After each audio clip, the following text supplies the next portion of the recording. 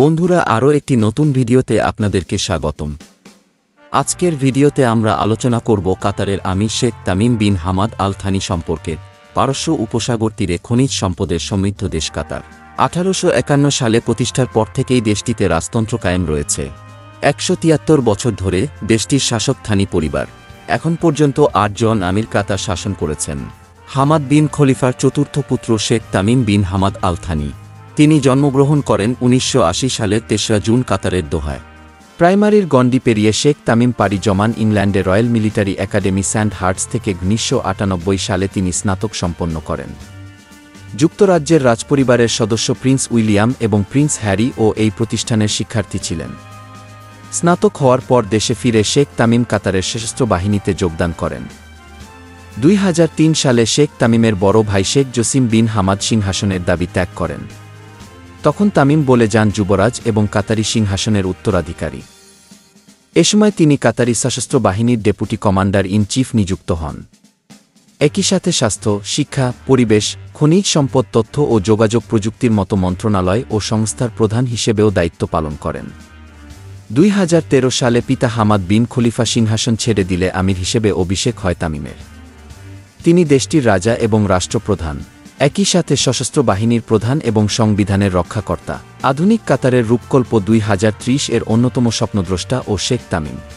শিক্ষা, গবেষণা ও জ্ঞান বিজ্ঞান চর্চায় তিনি কাতারে অত্যাধুনিক শিক্ষা শহর নির্মাণ করেন।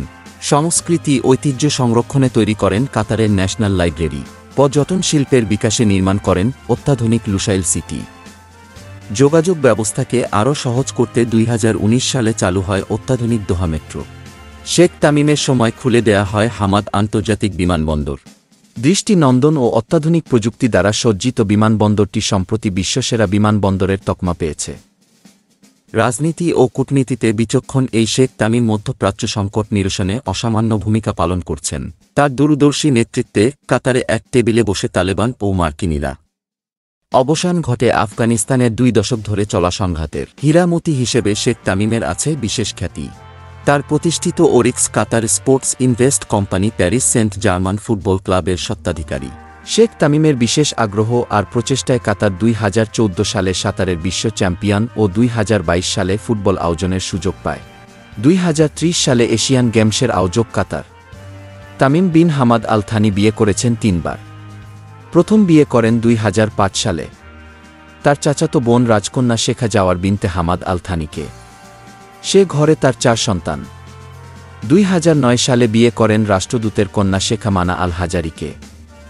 দ্বিতীয় সংসারে ও জন্ম হয় 5 সন্তানের। সর্বশেষ বিয়েটি করেন তার ও 4 বছর পর রাজকন্যা শেখা নুরা বিনতে হাতল আল দাসারিকে।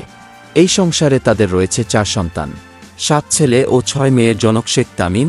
তার মোট সন্তান সংখ্যা 13 জন। বিশ্বের অন্যতম ধনী দেশ কাতারের আমির যে বিপুল পরিমাণ সম্পদের মালিক হবেন তা তো বলাই বাহুল্য। দোহার যে বিলাসবহুল প্রাসাদে তিনি থাকেন তার মূল্য প্রায় $1 বিলিয়ন। ইন্টারনেট বলছে ক্ষমতাসীন এই রাজ পরিবারের সমষ্টিগত সম্পদের পরিমাণ প্রায় $335 বিলিয়ন। বন্ধুরা, এই ছিল আমাদের আজকের ভিডিও। ধন্যবাদ সবাইকে।